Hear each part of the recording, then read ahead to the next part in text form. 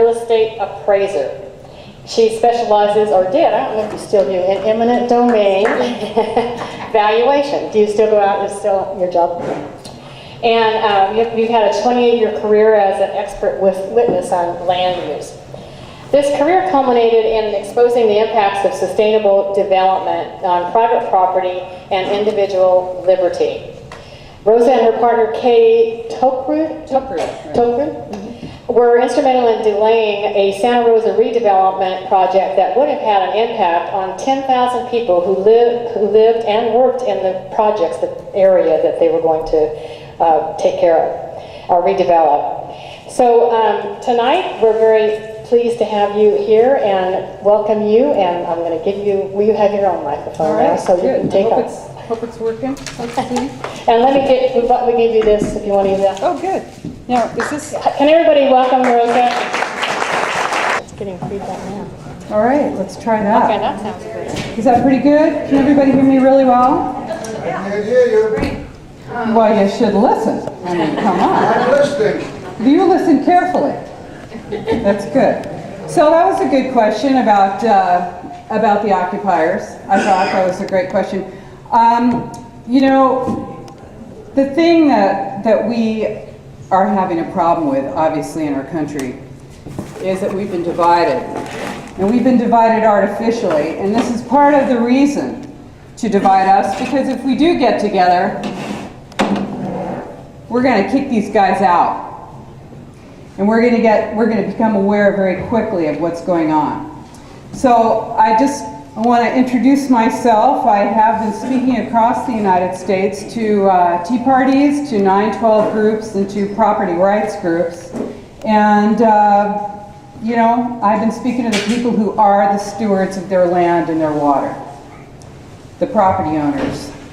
The people who have their rights and are recognizing that they're losing their rights. Our rights. I am a liberal Democrat. I'm pro-choice. I am anti-war. I'm a feminist. I'm pro-gay marriage. And the thing that gets them to throw tomatoes at me when I'm traveling is I'm a native Californian.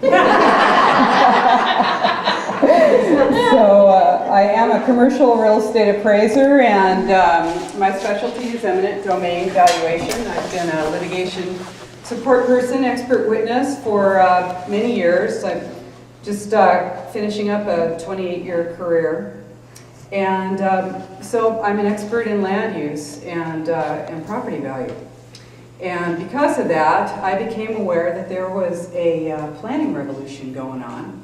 And it seemed like nobody else was talking about it or noticing it. And that planning revolution is the way that we see Agenda 21. It's what it looks like to us. But I didn't know that.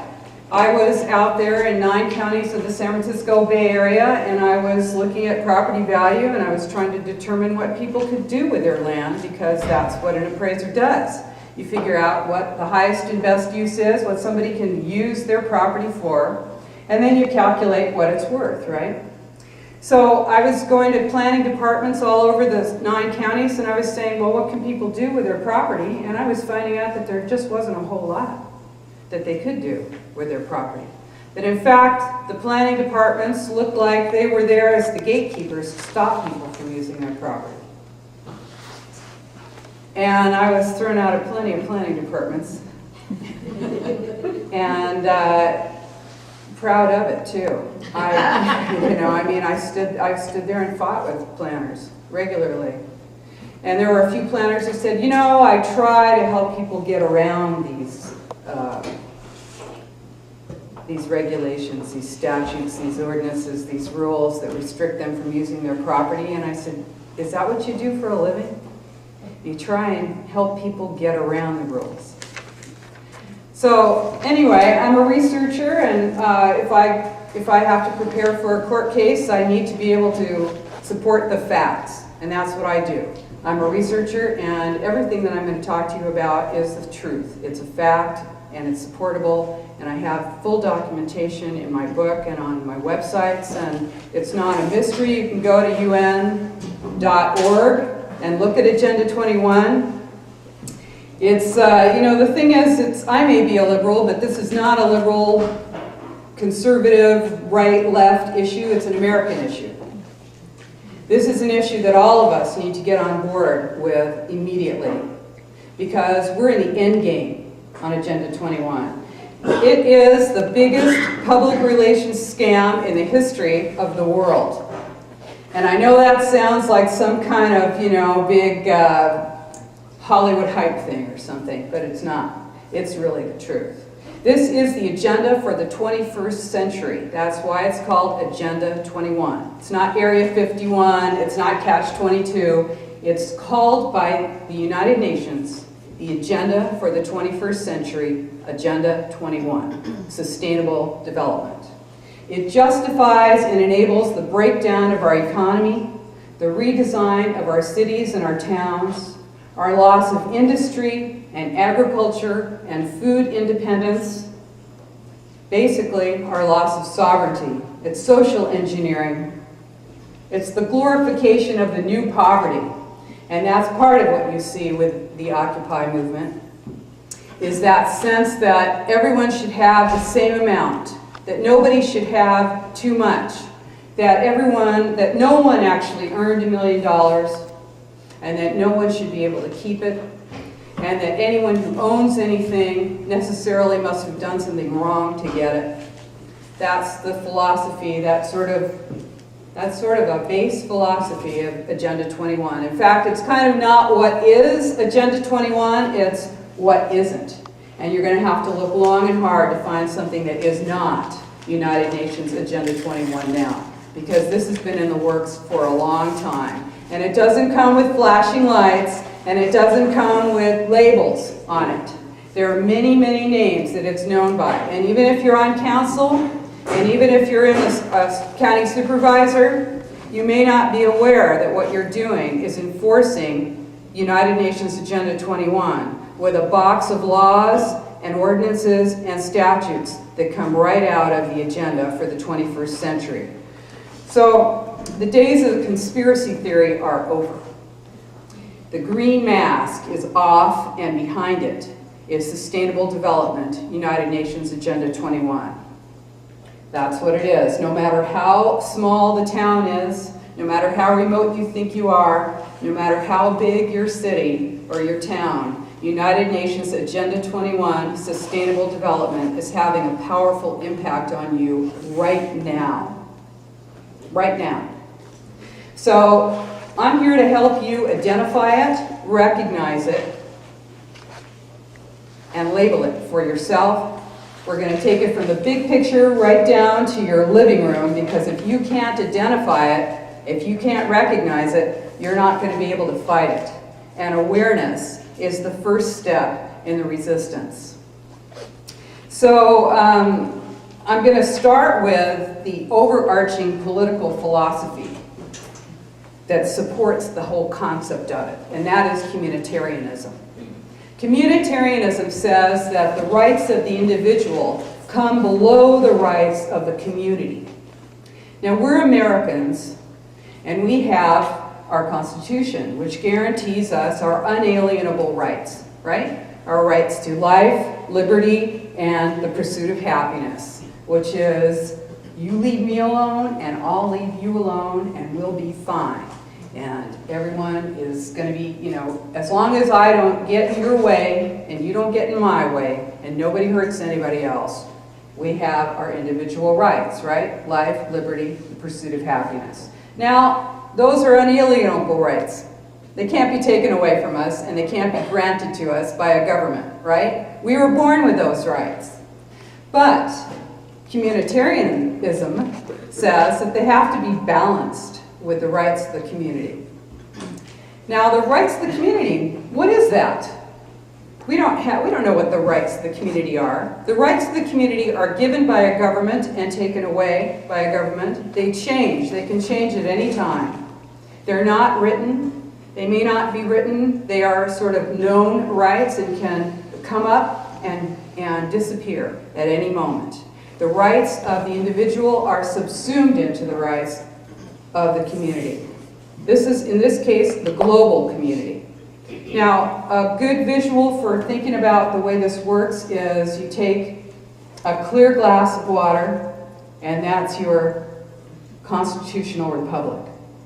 And then you take another glass full of milk, that is your communitarian state. Communitarian state might be communist China. It's all for the common good. It might be Russia, communist Russia, or Nazis, all for the fatherland. Okay, so that's a communitarian state. Now you've got your constitutional republic, as we have here, in your communitarian state, and you want to balance them. So you take a clear pitcher, put it down here, and you're going to balance these two together. You're going to pour them together, the milk and the water. What do you have? Milk. You got milk. That's right. You got milk. You have lost your individual rights. They've been subsumed into the rights of the community. They come below the rights of the community. When you're balancing the community's rights with the individual's rights, the individual always loses. The community is like a brick and the individual like a feather. You always have more weight to the community. Okay, so this is what happens. When you're balancing them, you come up with your third way. You've got a problem, you've got a solution, and then you mix them together, and you get a third way. You get an agreement here that you never would have agreed to if this problem that suddenly came up didn't get posed. So you're going to see this again and again in your community, in your town, as an issue that comes up in the Bay Area. You're going to see this you'll see a problem that is posed to you, and then the solution. And this happens regularly, and I'll show you how it works. So I'm going to use kind of a journalistic framework, which is who, what, why, where, how, when, and something else probably. And we're going to start with why, though. Why is climate change. Oh, no, it's not climate change, it's global warming. No, it's not global warming, it's climate change. Climate change, global warming, yeah, it's really serious. We are in deep trouble now. Oh, our lives are about to end. We're destroying the planet, and it's our fault. It's your fault, because you use too much. You drive too much. You eat too much. You're lazy. Hey, this is serious. We're talking about chaos. We're talking about life is being threatened. All the lives of the little animals on the planet. We're talking about our oceans. We're talking about loss of biodiversity, ocean acidification, the total destruction of the planet. The seas are rising. It's really serious. It's happening now. It's our fault. What are we going to do about it? Feel that panic? Hey. You got that panic going? Okay, you got the UN to the rescue. We're going to save the planet. Okay? Now, in 1987, the United Nations had the World Commission on the Environment and Development. This is called the Brundtland Commission. This came before the 1992 Rio Earth Summit. Okay, so this is our common future is what they came up with. And that's where, you've heard this term sustainable development, right? Heard this term sustainable development. Now you got sustainable, I just was in a hotel room, I had sustainable development coffee, Ubana coffee. I mean, everything's sustainable development now. But this is where the term came from the United Nations, from the Brundtland Commission in 1987. And what is it? It's identified as development that meets the needs of the present without compromising the ability of future generations to meet their needs. Okay? All that remained then was to determine that, yes, what we're doing now is compromising the ability of future generations to meet their needs. And then decide what to do about it. So that's what happened. That Brundtland Commission was told to come back in 5 years with the answer, with the action plan for what was going to happen to change the world so that we would no longer be compromising the ability of future generations to meet their needs. Okay? That was 5 years later, in 1992, Rio de Janeiro Earth Summit. Okay? That's Agenda 21, the agenda for the 21st century. That's where that came up. That's the action plan for how to solve this problem, that we are a threat to the planet and we're destroying the future generations' opportunity to meet their own needs. It's a 300-page document. It's about 40 chapters, and every aspect of your life is covered by that document. And it is not a conspiracy theory, it's not some fantasy, it's the real deal. And it's signed on to in 1992 by George H.W. Bush. And I'll tell you though, the chair of the United Nations Security Council at the time was Maurice Strong. You might have heard of him. He got in trouble a little bit later with the oil for food scandal, and now lives in China. But and very comfortably. I'm sure he's got more than $1 million too. He said at the time, in 1992, he said the middle class lifestyle is unsustainable. Single family residences, private vehicles, meat eating, air conditioning, appliances. Yeah, those are all a threat to the planet. You like to golf? Forget about it. Livestock, you know, they eat and something comes out the back, that's methane producing. Livestock are a threat to the planet. This is middle class lifestyle is a threat to the planet. The American lifestyle is a threat to the planet. It is unsustainable, according to the United Nations Agenda 21 document. Now this was, you know, I'm telling you, this covers all aspects of your life. And this isn't just some, this isn't just some, you know, little conversation we're having here. This is the most serious thing that has happened in our lives. Because this is changing our lives. Every aspect of our lives is changing now. And this is why our economy has collapsed. This is all by intent. Everything that is happening now is happening on plan. This is why we're got cap and trade. Yes, that's right, and that's part of it. Okay, so I want to tell you about the 3 E's, which these are the cornerstones of the United Nations Agenda 21. You don't have to take notes because you're going to be buying this fabulous book tonight. Okay, so all right. So the 3 E's are economy, ecology, and what? Economy, ecology, and equity. Equity, social equity. Social equity. Nobody has too much, comrade.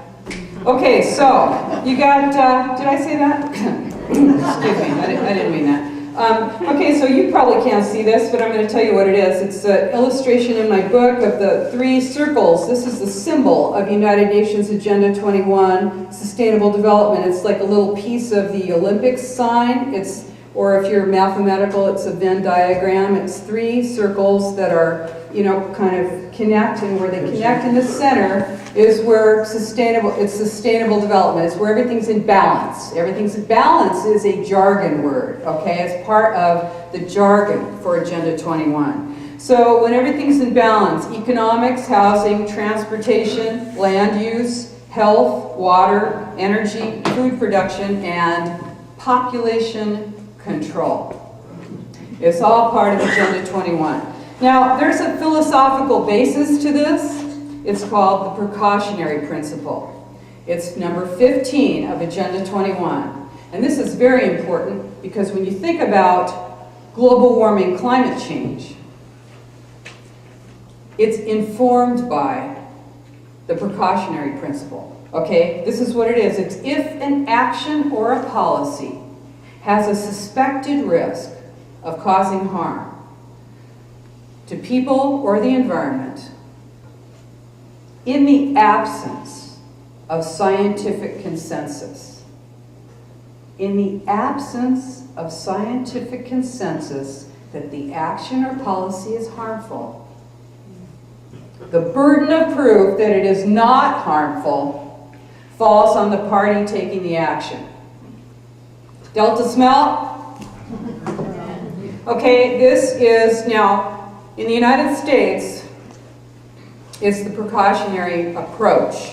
And it's in the EU, the European Union, it's the precautionary principle, and it is making law. It is the principle upon which they base their law. In the United States, it is called the approach. It is not used to base law, but it is used to create policy. It is. You are guilty until proven innocent with a precautionary approach. You've got to prove a negative. Prove that whatever it is that you're doing is not harmful. And that is without the consensus of the scientific community. Without the consensus of the scientific community. Okay, so when you hear that, what that tells you is that it doesn't matter if you have 1 million scientists who say that this is not true. Right, where am I? That global warming, climate change, whatever. Because you don't need consensus, okay? So in 1992, as I said, George H.W. Bush signed on to this for us. It's soft law. It did not have to be ratified by your Congress, and it was not. You never heard of it. In 1993, Clinton, November of 92, Clinton was elected, and in 93, he dutifully brought this back to the United States, and he created the President's Council on Sustainable Development. They're not joking around here. 179 nations signed this, and it was their task, these nations' task, to bring this back to their countries and instate it as law. Soft law and policy, administrative policy.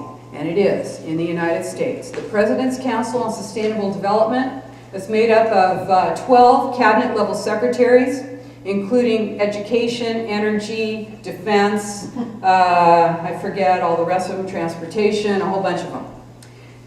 Besides them, you had captains of industry, like Dow Chemical. You had Ken Lay from Enron. All right, this is in 1993. You had the Sierra Club, the Natural Resources Defense Council. Okay, this is who, you weren't on there. You had no representatives there.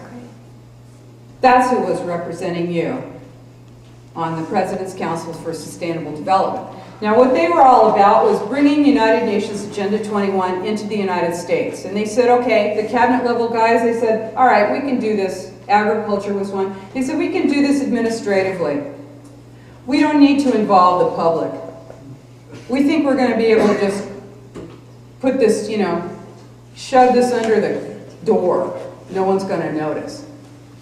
But we want to make sure that we change land use policy. We want to have an impact in every single community in the United States. We want to do it fast. We need to get this out to every community in the U.S. How are we going to do it? What they did was they gave a multi-million-dollar grant to the American Planning Association. They said, hey, we need you guys to write us up something that we can get into every single university and every planning department in the entire United States.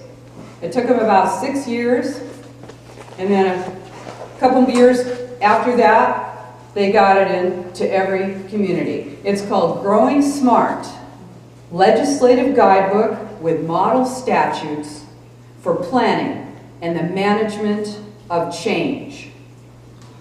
The management of change. Now, I just want to say a little something about that. Growing Smart, a legislative guidebook with model statutes. Model statutes. Now, when you're a person who's a council person or a supervisor, county supervisor, and you think your planning department is coming up with those statutes, those ordinances on their own, they're not. They're getting them out of a book, and it's called Growing Smart, a legislative guidebook with model statutes. Okay, so that Growing Smart is smart growth. Sound familiar? Smart growth. Growing Smart. That's where it came from. They got it into every university and every planning department by 2002, and that was when I started to see that planning revolution going on. Because it was the same thing in every community in the entire 9 Bay Area counties. Every single one. Now I've been across the country. It's everywhere. It's not just here. It's not just in your town. It's everywhere. Everywhere. All of these towns and cities are looking the same. Smart growth. What is smart growth? Ground floor retail comes up about 12 feet, built to the edge of the sidewalk, 2 stories of residential above or more. alley around the back for your one-car parking.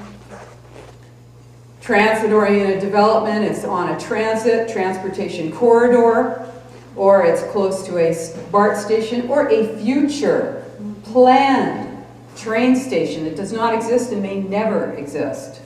You've got high density. You may have 20 units per acre, you may have 30, you may have 50, you may have 70 units per acre. What does that look like? 4 stories, a solid block of building built right to the edge of the sidewalk. Ground floor retail, often vacant, often bankrupt.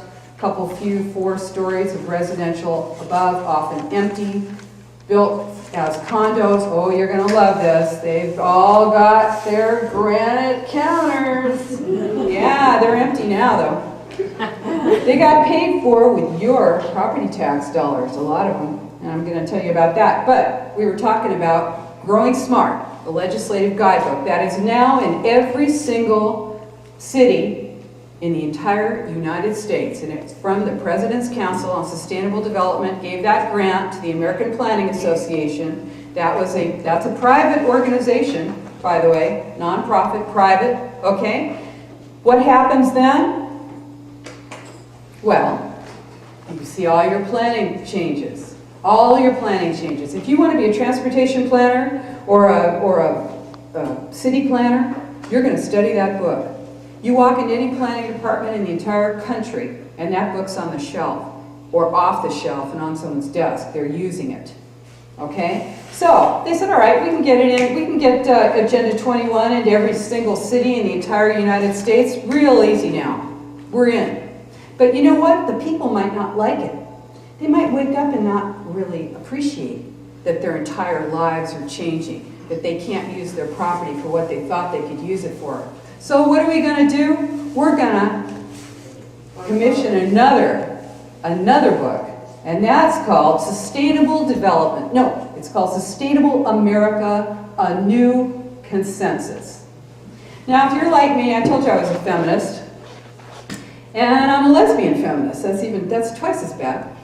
So I'll tell you what happens when you're as old as I am, you come out of that tradition where it's just, you know, a whole bunch of women with super long hair and old jeans, and you got some idea you're going to do something.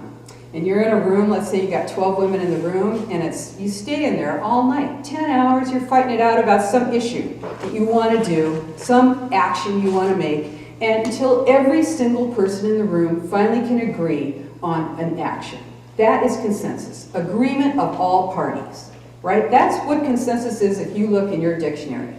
But Sustainable America, A New Consensus by the President's Council on Sustainable Development, that gives you a whole new definition of consensus, a new consensus. What is it? Neutralization of the opposition. Neutralizing your enemies. That is the new consensus, the Delphi technique. Delphi, what is that? It's a Rand Corporation mind control technique that is being used on you when you go to a city meeting, to a county meeting, to a neighborhood association meeting. It is designed to bring a group of people to a predetermined outcome while they are thinking that it is all their idea. That's what the new consensus is. It's a manipulation, a clever manipulation of a group of people, in this case, the entire nation. Delphi can work on one person all the way to the whole world, and it is. And this is what they do. They bring you into a room, come on down, we're going to do a visioning meeting. We're going to have a stakeholders meeting. We're going to have, it's a charrette. We're going to have a workshop. We're going to invite you. We want to know what you think. Meanwhile, we got it all planned out already. Nothing's going to change. Your comments, your ideas are going to go into the round file when you leave the room. But we got you in the room. We got consensus. We've got all these people who agreed with us, even if you didn't. I've got it in my report. You came in. Who are all these consultants? You know, if you are on a board or a commission, What are your government employees doing if you're hiring consultants? Why are you paying consultants to Delphi you? Anyway, for people who think that I'm making this up, you can't see this, so I'll tell you what it is. Rescue Mission, Planet Earth, a children's edition of Agenda 21. Yes, it's by Boutros Ghali of the United Nations and the children of the world. I hope they're getting their royalties here. Okay, so this is yes, it's a children's edition of Agenda 21, and I finally looked at it. I've been dragging this thing around, and here's this little workbook in the back. It says, turning Agenda 21 into action is a big challenge for us all. Thousands of people at the United Nations and in governments are working on it. This booklet will show parents and educators how children can be part of the work. Yes, Delphine your kids is a very active part. That's not an education they're getting trained like dogs. It's called outcome-based education. Outcome-based education. Training. They're being trained to be good citizens. What is a good citizen?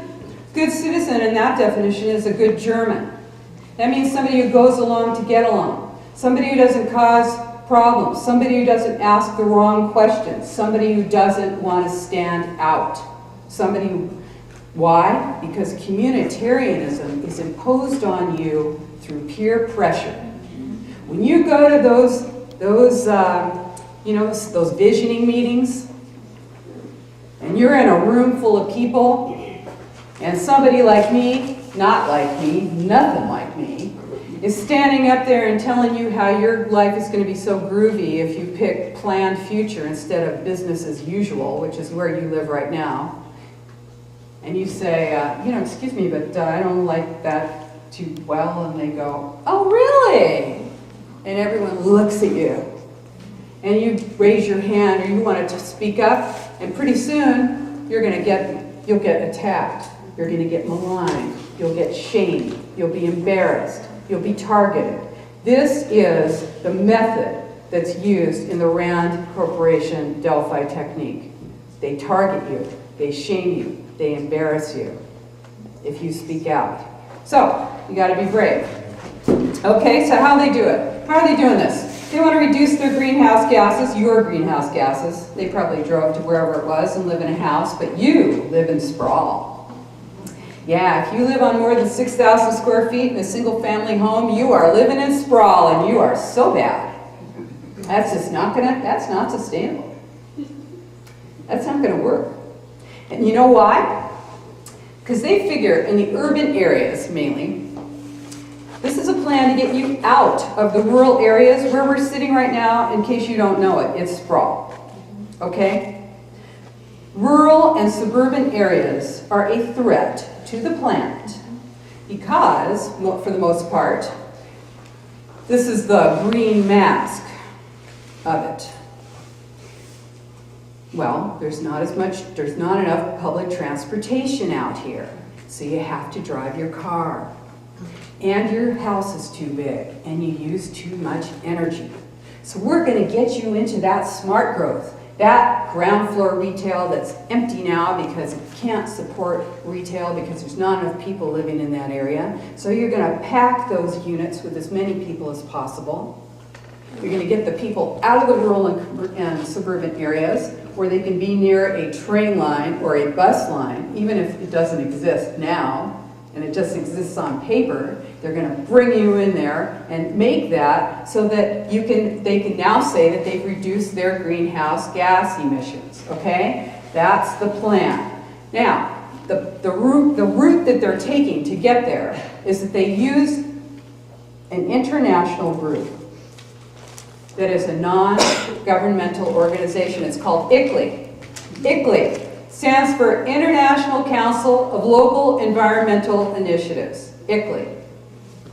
Except they don't call it ICLEI anymore because you are getting hip to them. Now they call it ICLEI, I-C-L-E-I, which stands for absolutely nothing. It's just the letters. Local Governments for Sustainability. Local Governments for Sustainability. And what is that? Well, that is a group made up of elected officials, but it is a private group. So you know about the Brown Act. If your council or your supervisors or some board is going to have a meeting, the public has to know about it and has to be given the opportunity to be there. Now they may stick that notice up in the basement on a Friday for a Monday morning meeting, but they still have to do that. But ICLEI doesn't, because even though it is made up of elected officials, but they do not have to notify you, and they don't, and you will not be at their meetings. In fact, you didn't even know, or may not know, if you are a member, if your community, your city is a member. They say they represent 600 million people worldwide. They're in 70 countries, including the US, 138 cities and counties in California. And I'm going to tell you, Solano County is a member. You got Davis. I know my counties and I know my cities. Okay, so don't be thinking I'm totally stupid. But I'm going to tell you I'm talking about the area around you and right here. Davis, Dixon, Fairfield, Tracy, Oakley, Pittsburgh, San Pablo, American Canyon, Antioch, Benicia, Concord, Solano County, Alameda County, Sacramento and Sacramento County, San Joaquin County, and Contra Costa County. And that's just a few. They are all members of this group. This international group calls itself Local Governments for Sustainability. What are they? They do policy. They create policy and legislation for your cities. Tell them I'm busy. I can't take it. Okay, now what do? They monitor your greenhouse gases. If I hadn't been so late, I would have had a flyer on every one of your chairs, and I'm going to make sure that you get them. And these flyers are for you to make copies of and give to people. $5, you can make 100 flyers. This movement that you're in is a grassroots movement, and it's an active movement. And you are part of it, and you will be active in this movement, because this is not something that you're just going to listen to me and then you're just going to go home. You know, this is not that kind of thing. You've got to get active and be part of it. So I just turned in my retirement papers. Yeah. At least you guys appreciate it. I got to quit my job. I don't have time for it. This is way more important. But you're not convinced yet. I can see that, so I'm going to get to it, okay? We're going to get you. By the end, you're going to be into it. Okay, so Obama, when he was running for office, he made a campaign promise. He said by 2050, the United States, we would reduce our greenhouse gas emissions 80% below 1990 levels. Okay, so let's think about that for a second. 80% below 1990 levels. Well, I asked myself, what year would that be? When were we expelling 80% of 1990 levels of our greenhouse gas emissions? So I found a chart, and went, okay, blah, blah, blah. 80% of 1990 levels. What year do you think that is? 1925. Okay, it's 1934. That was a good year, wasn't it? But since there's a lot more people now than there were in 1934, it's going to be probably like 1880 or something like that, greenhouse gas emissions. That's the goal for 2050. I'll tell you what, it doesn't matter, because that is the green mask. That is the thing, that's the pressure, that's what's pushing you, that's what's pummeling you, that's what's pressuring you to move out of your home. Now, you don't feel pressured now. You don't feel pressured now, but I'm going to tell you what they're going to do. Now, Kyoto Treaty, the U.S. did not sign the Kyoto Treaty, but 1,054 United States mayors did. They said, we don't care if the U.S. didn't sign the Kyoto Treaty. We're going to go along with it, and we're going to instate it in our cities. That's a 7% below 1990 levels by 20-something or other. Who cares? Who knows?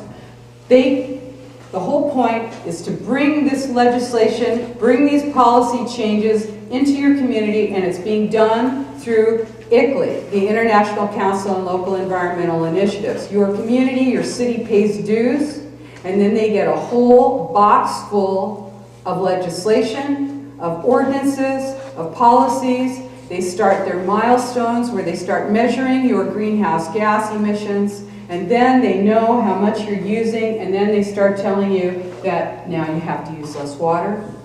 Well, we still have to charge you the same or more because we've got, hey, we've got our fixed costs. I know you've been conserving, but you can't expect us to run this department without all the money we've been used to. So we're going to jack your rates up and up and up and up. And this is water. This is going to be gas. You see your gasoline costs are going way up. Why? Because they want to make it so that it's more pressure on you to get out of the rural and suburban areas and into the cities, where you can be surveilled and managed and controlled. And this is what the plan is. Okay, I looked at the Kyoto Treaty. I said, hey, I wonder what country has reduced their greenhouse gases the most. So I looked at that. I said, let's see, of all the countries of Europe, which country has reduced their greenhouse gases the most? Which one do you think? No.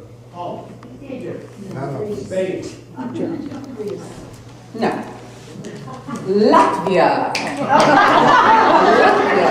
Yes, clinging desperately to the edge of the former Soviet Union is tiny Latvia, where they have no heat in the winter, no air conditioning in the summer, where they live in concrete boxes, and they're also known for something else, their human rights abuses. What does that tell us?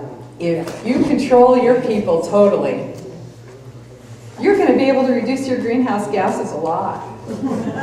That's going to be good. This is communitarianism. The end justifies the means. This is the philosophy. This is the philosophy that informs UN Agenda 21.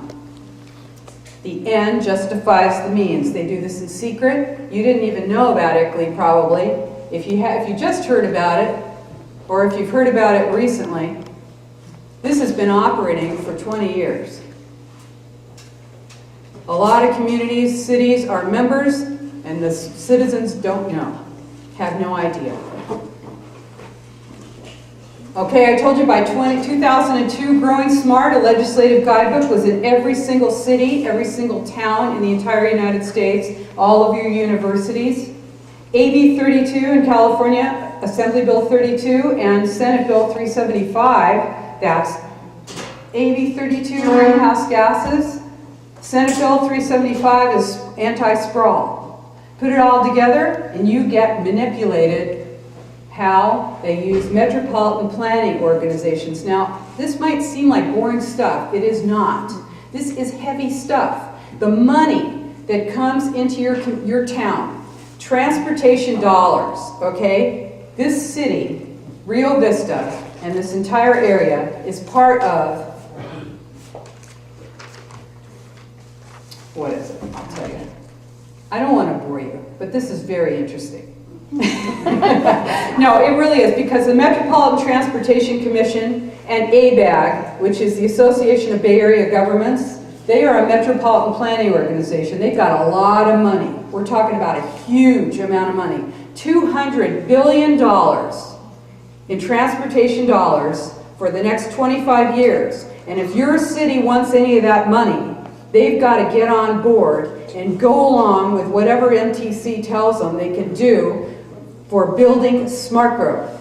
It's about building smart growth, okay? Now, there's 18 metropolitan planning organizations in California, and they are putting the pressure on all of the cities that are part of their region, okay? And this is about, here's where we're going and where they're going. We're talking about regionalization, okay? EU, what is that? That's a lot of countries that have lost their sovereignty. We are in the process of creating that same situation here, and they are doing it with regionalization, and they're using money as a pressure. Okay, now you may be on council, you may be on the board of supervisors, you may also sit on the regional transportation board or the metropolitan planning organization. You may think that you have power, you do not. This is a total regional plan. It's a regional plan, and what it does is it restricts and limits the ability of cities and counties to have sovereignty, their own sovereignty. You've got transit-oriented development, you've got mixed-use, smart growth, or else. You don't get any money. Okay, they've got their plans all designed. Here's one Bay Area. One Bay Area coming your way. They tell you exactly what you can build and exactly where it can be built.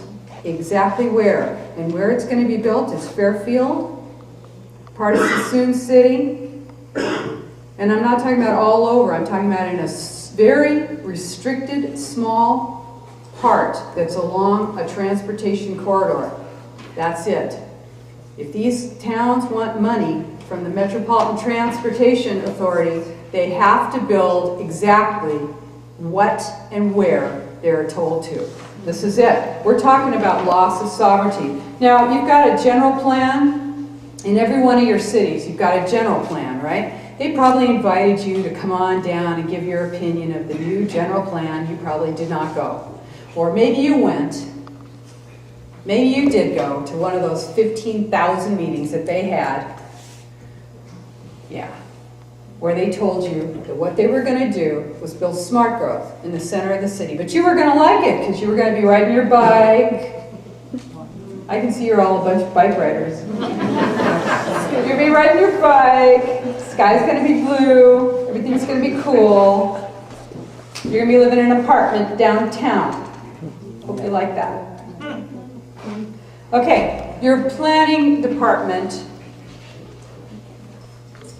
creates that general plan out of that box of rules that they got in Growing Smart, a legislative guidebook. This is the Marin County General Plan. I got a copy of the front page of it. Very nice. It's, you know, Marin County, pretty county, very pretty. Right inside, can you see that? Oh my gosh. Right inside. Very common. LA County General Plan, Ventura County, all the plans, they all have it. They may not actually have the logo in there, but this is all from the United Nations Agenda 21 plan. All of it. Okay? This is the way that it's designed. One of the ways that they do it, I'll tell you what, it gets even worse. Because I'm talking about 18 metropolitan planning organizations in the state, but there are 11 mega regions in the United States. 11 mega regions. Now you were just, how could you be so dumb? You thought there was 50 states, didn't you? But you know what? There's mega regions now. 11 mega regions. Hey, the country I come from is city, county, state, and fed. That's our legal system. Okay, that is that's the way our governmental system is designed, right? Okay, no. Now we've got regions. So does the EU. Those 11 mega regions include part of Mexico and part of Canada. You've got 11 mega regions in the United States. In Northern California is one of those 11 mega regions. It's 31 counties, 48,000 square miles, 15 million people, and it includes Reno, Nevada. Every one of these mega regions makes sure that it crosses the state boundary, and in some cases, a nation boundary, just to break that concept that we have of city, county, state, and fed. They always split the counties, they always break the states. This is designed to get us on board for regions, okay? Now, why do you care about that? Because you've got your sovereignty. Because if you want to vote somebody out of that council or that board of supervisors, you do it. You got a few years, you wait, and then you get somebody else in there. But you can't do that with regional boards. You maybe get one guy off, but the whole board goes on. These boards have 18 people on them. They have 180 people on them. They've got people representing every city, every community, every county, but those people themselves also have no power because the board at the region is what calls the shots, and a lot of it is transportation dollars that calls the shots. And that is directly related to Agenda 21, the agenda for the 21st century. High-speed rail. Yeah. Hey, I personally can't wait to go from Fresno to Bakersfield. I don't know about you, but I've been waiting for that. That's right. High-speed rail is a way to sink your economy even further, to suck your dollars. This is a building block for mega regions. High-speed rail, or the concept of high-speed rail. You will find in all of Agenda 21 that the reality of it is irrelevant. The concept is all that's necessary. If you have a train that is planned somewhere in your town, then they will change the planning in that area within a quarter mile of it, a quarter-mile circle, so that everyone in that area, all the property in that area, is now general planned, redesignated for high-density development. That means that when you go down to your planning department, you got a piece of land there and you want to put a little house on it, or you want to put a little 7-Eleven thing, some little strip center. Oh no, you can't do that now. Now it's got to be transit-oriented development, ground floor retail, 2 to 3 stories or more of. Where are you going to get the money for that? Oh, you don't have a track record? No bank is going to lend you any money on that. But luckily for you, you're in a redevelopment area. Redevelopment, the unknown government. Now you may think redevelopment is dead, but it isn't. And in fact, I know that you know that your city says that it paid a ransom. It paid the ransom. Oh, it paid the ransom to stay in the redevelopment game. It's right they called it ransom because it's a real pirate thing and they should be walking the plank. Because what that does is it takes your property tax dollars for 30 years and scrapes them off the top and puts them in the pocket of the redevelopment agency. And you think that's keeping money in your community? We want to keep our property tax dollars in our town. We don't want the state stealing our property tax dollars. No. That is completely wrong. The way that, they have brainwashed people. Because redevelopment is a scam. And it is a funding mechanism for United Nations Agenda 21. And what it does is it declares an entire area of your city blighted. And they've got consultants on board that can declare Beverly Hills blighted, and they have. They say, leaves on a tennis court is blight. Yeah, they'll declare your area blighted for a fee. And then from that period on, let's just say it's 1975. Let's just say it's 1982, okay? 1982, your area has been declared blighted. For the next 30 years, till 2012, any increase in property tax dollars in that area, any increase from, remember what you were paying in 1982? Property taxes? For the next 30 years, the increase, any money above that base amount goes into the pocket of the redevelopment agency, does not go to your general fund, doesn't go to keep your parks watered, doesn't go to pay for your roads, does not go to pay for your police and fire, does not go into your general fund, does not go into your educational system. It gets scraped off the top and given to either your city council or a separate board, unelected, the redevelopment agency, and then they determine what they're going to do with it. That does not go into your general fund. Bond brokers get that money.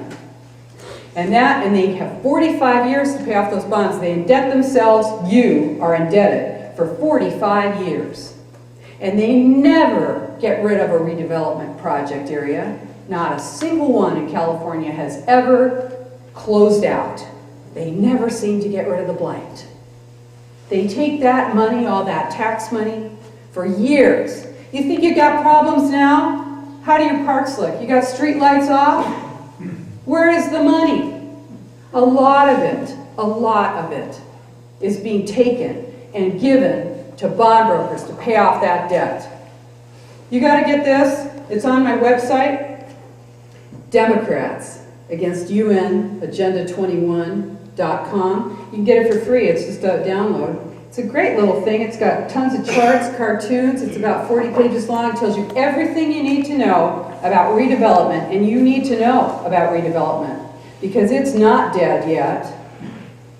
It should be, but it's not. Rio Vista, Fairfield, Sassoon City, Dixon, a bunch of them are paying back the money that they were stealing out of your educational system for all those years. Now they're going to backfill it finally to the state. The state said, fine, you give us a little money back for the educational system and we'll let you keep ripping off your citizens for the next 100 years if you feel like it.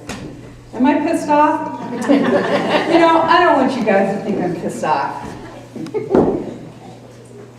But I tell you, I work for a government agency, okay? I testify in property rights issues for a government agency. I appraise property for a government agency. Now, when I got elected to a project area committee, a citizens oversight group for a huge redevelopment project area, I figured I was going to be on the side of the government.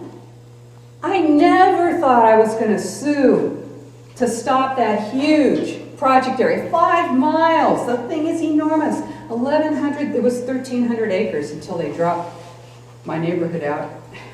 They wanted to get rid of me, but I didn't go away. You know, they declared the area blighted, but they used fraudulent information. And then when I said, hey, did you guys notice that you got some fraudulent information in your books? That's when they tried to get rid of me. They accused me of a Brown Act violation. They said that I didn't do. They said that, oh, what did they do? God, you know what? I think this is, I mean, call me naive, but I had no idea how unscrupulous my government was until I found out up close and personal, until I got the shock of my life. Because I am a government employee, and I take that seriously. I work for the people of the state of California, and that includes whoever's property I'm appraising. And I am fair, and I treat everyone as I would want to be treated, and I thought my city was going to be like that too, but I was wrong. And you know what? When I finally said, hey, you know what, we got to do something about this project. This is fraudulent. We're not going to let this happen. And we started a business association. We hired a law firm because we thought we were going to be able to get it on the ballot. We thought, let's put this on the ballot. Let's get the people to vote. We couldn't get enough signatures, and the city published a fake ordinance in the newspaper. They published a fake ordinance in the newspaper. You're going to have, you've got your view sheds, your ridge lines, your biotic resources, your scenic easement, your street side threshold, your inland corridor, your rural corridor. You got restrictions on your land use. That all comes out of Growing Smart, a legislative guidebook with model statutes for planning and the management of change.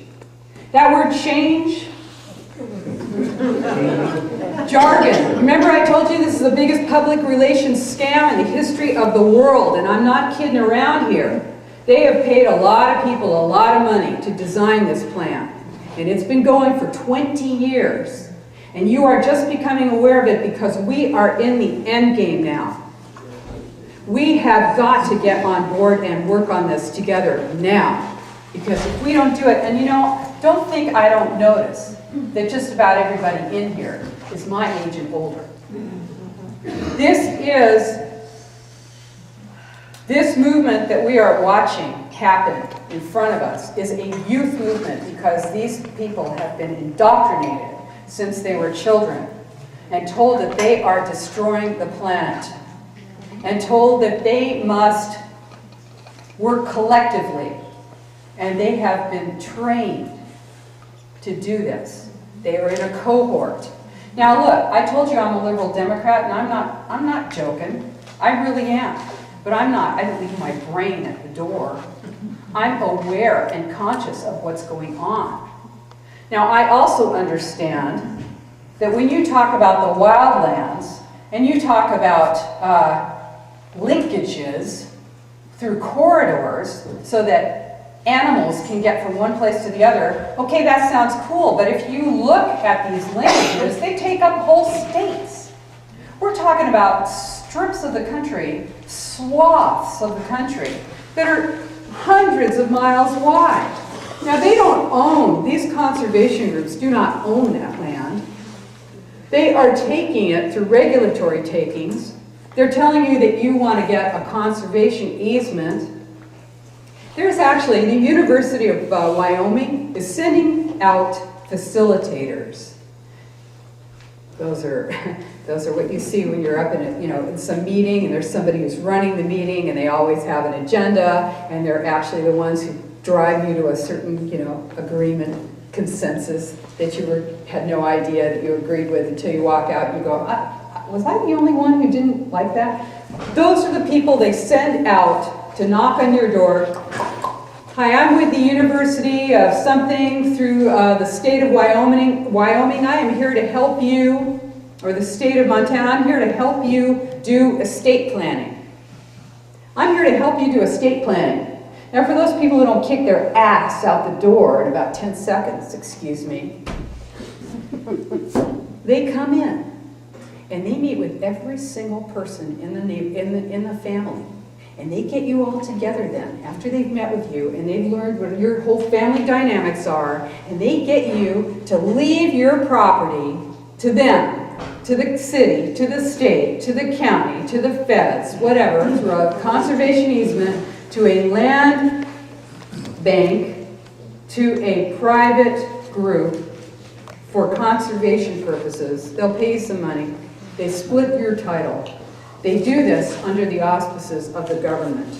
This is a way to take title away from the private citizen. This is a way to remove private property ownership from the citizens of the United States. This is what this is about, you guys. This is about loss of private property ownership. Never thought we'd see this, but we are seeing it. This is the loss. If you can't get water rights, what are you going to do? If they own the water, if they say to you, you can't use your well, we're going to monitor your well, that's the first step. Second step is you don't own that water.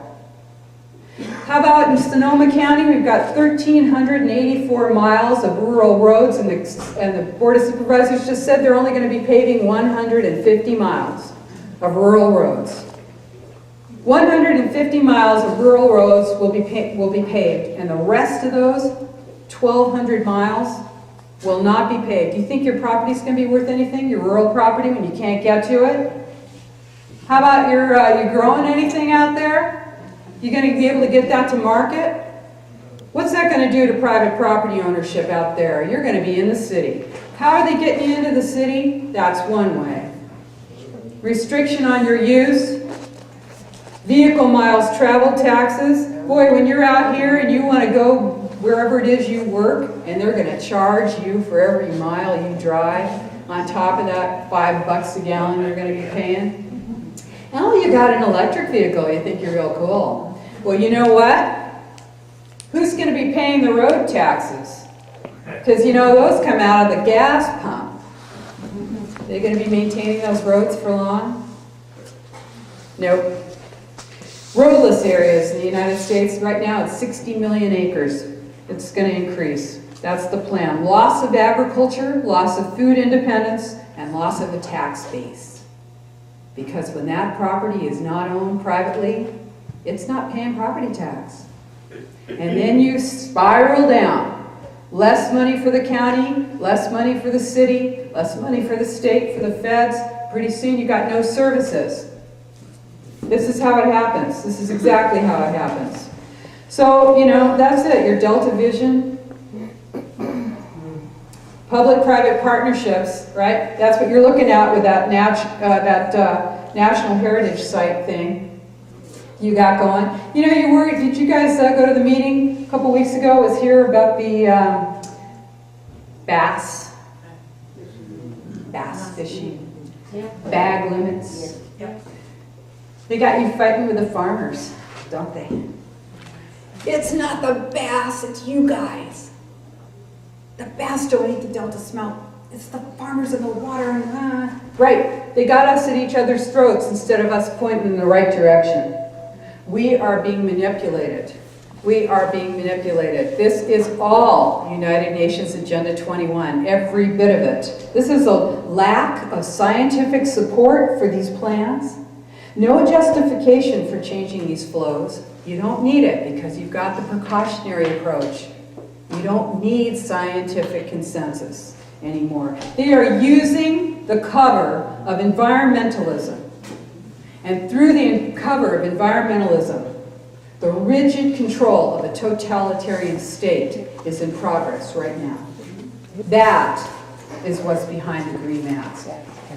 That is what is behind the green mask. This is an abuse of trust. Because you know what? Everybody who's been abused, and we all have, knows that it's not the rhetoric of the abuser. It's not what they say. It's what they do. It's what they do that matters.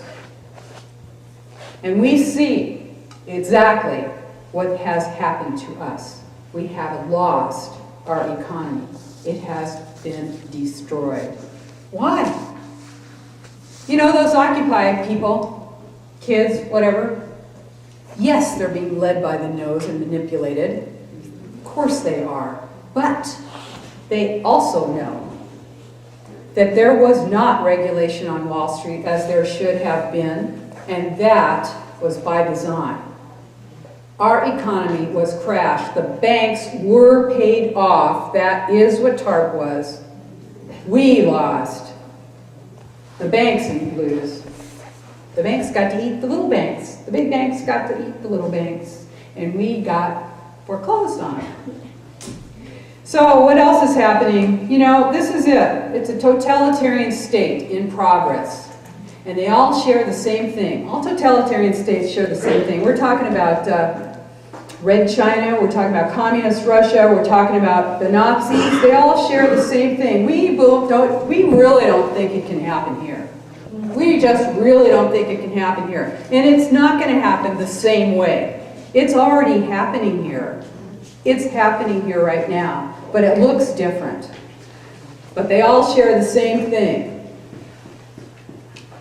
What is it? Total control. Total information. Total control. Okay, through the unions, through the educational system. It's corporatocracy. It's a corporate control. This is fascism, okay? Corporatocracy is fascism, where your corporations are running your government.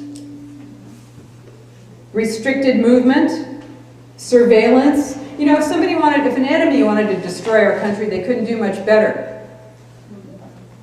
You're too fat. You eat too much. You shouldn't be driving. You better turn off your X, Y, and Z. You better restrict your energy usage. No more manufacturing because it's dirty. No more creation of wealth because it's not equitable. Are you plowing? Tillage.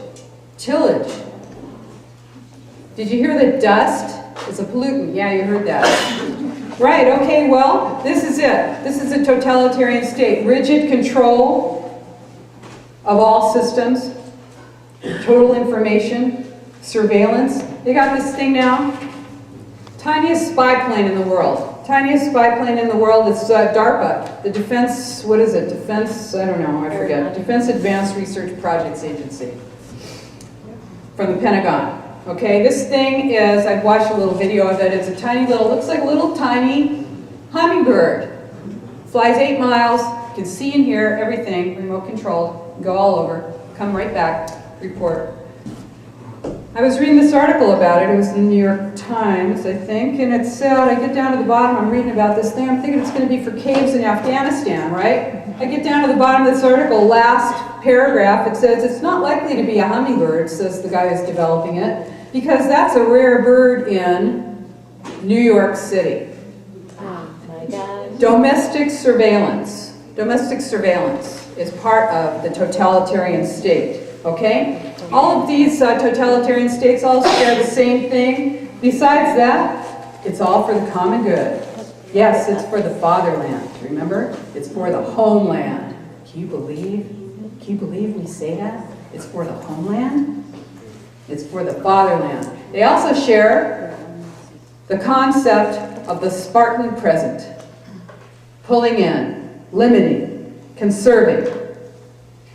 Come on, am I a pig? No. Do I think conservation is good? Yes. Do I think environmentalism is a good idea? Absolutely. Do I want to throw a bottle out the window of my car? No. And do I think all of that stuff is good? Yes, of course I do. I am not talking about that. I'm talking about using that as the cover for totalitarianism.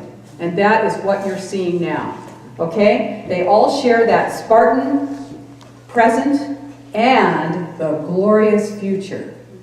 The vision of the glorious future. Oh, everything's going to be so fabulous. You're going to be riding your bike every day. Sky's going to be blue. The train. Yeah, the train's going to take you to Bakersfield. It's going to be great. Yeah. What else do they have in common? Terror. Okay. The war on terror is a war on you. And you know it. You know it. You've experienced it. You've been had your shoes off in the airport lately. Every time I go through the airport, I forget my laptop. Running back and hoping that they haven't erased my hard drive. This is your life now. You are being trained to expect to be surveilled. You are being trained to expect to be under suspicion. You are trained to watch everyone else and notice what they're doing. Walmart's a partner in ICLEI. Walmart's an affiliate.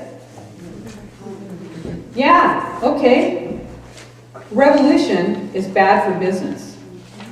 They don't want you to wake up. They don't want you. They don't want you to do what you're going to be doing. They don't want you to be telling everybody else about this. They want you to think that you're a nut if you talk about this. But you know what? It's too late for that. That's all over. That is so yesterday. Because this is not a conspiracy theory. Do you believe me? Is this all true? Is United Nations Agenda 21 the real deal? Yes, it is. Absolutely. This is not a conspiracy theory. This is definitely a conspiracy fact. And you all should have brought your kids and your grandkids and whatever with you to hear me tonight. Because this information needs to get out to everybody. All people need to know this, especially all Americans. Because who's doing it to you? The National Association of Realtors. Okay? On common ground. This is all about smart growth. Who? The UN USA organization. You didn't even know there was a UN USA organization, but yes, and they're in almost every city in the United States. People who are former diplomats, people who work for the UN, who are in your neighborhood associations. You know those homeowners associations boards that run your life? That's communitarianism. Like that? How about it, huh? That's why did you forget why you live in a single family residence? That's why. That's part of why, isn't it? The bike coalitions, bicycle coalitions, are the shock troops for United Nations Agenda 21. Now, a lot of them don't know, or most of them don't know. But yes, they are, because they are the shock troops for redevelopment, smart growth, complete streets. Yeah, if you paint a bike lane down the street, now suddenly you got to demolish both sides of the street and build smart growth. Transit-oriented development. A lot of those transportation dollars are going for bike paths. I ride a bike. It's not my religion. That's who's doing it. Bike coalitions. Unions. The AFL-CIO said in 2000 at their convention that, what? They denounced sprawl. Denounced sprawl, and they encouraged, nay, they said that they would support smart growth. Why? Because most of their support, most of the union support, AFL-CIO, comes from urban areas. They don't care if the suburban and rural areas get emptied out into the cities. That just makes more members for them. 2001. Who else? I told you about Walmart, Lung Association, California Lung Association. You guys, you know, you look like a group of people who probably do a lot of volunteering. Who's getting your money and your time? Have you checked out those nonprofits? Who's on their boards? Google that with Smart Growth, with UN Agenda 21, with whatever. Check those people out. Where's your money going? You paying union dues? Do it under protest and tell them why. Are you paying your dues to the National Association of Realtors? You tell them you don't want to support smart growth. You don't want to finance this. Withdraw your support, your charitable contributions. Your churches, you got a pastor who's talking about sustainable development, you better go have a chat. Because the churches are part of this. Asset-based community development with mandatory volunteering. How's that? Mandatory volunteering, last time I used my brain, that sounded like slavery to me. Mandatory volunteering is coming your way. It's in my book. All this is in my book. And you know, I don't like it when people sell stuff. It annoys me. But that book I wrote because it's better than I am. It's better than listening to me.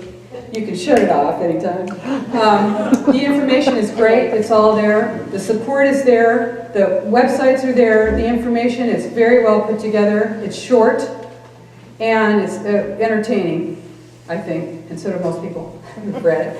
And the thing about it is that it's cheap.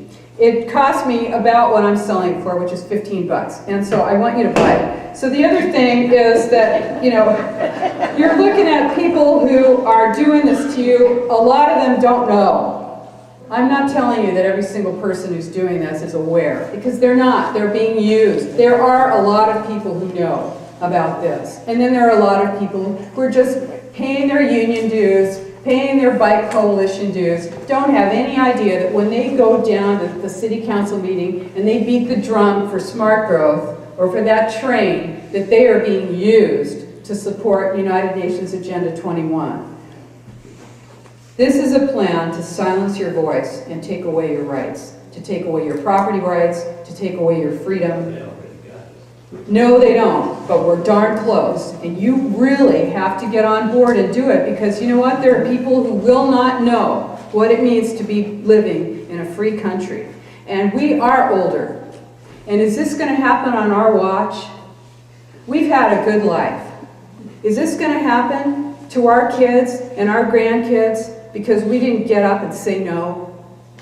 I don't think so. This is too important. This is the most important thing we're going to do. And look at, the thing is so secretive that they can still call you crazy even when you prove it. So there's no heroes. We are all heroes. Educate yourself on this. Get out to your neighbors. Get out to your people who you work with. Talk to everyone you know. Get this information out. Smart meters are part of Agenda 21. Smart meters are a way to regulate you, manipulate you, surveil you. They can shut them off remotely. If your car has OnStar, they can shut that off from Sacramento. Why are you giving up power to the government in that way? Don't do it. Research who runs these groups that you contribute money to. When someone runs for office, can see who they're connected to. Do not support them. I've got these flyers that I want you to take. Make flyers and pass them out to people. This is it. Stop UN Agenda 21. We can do it.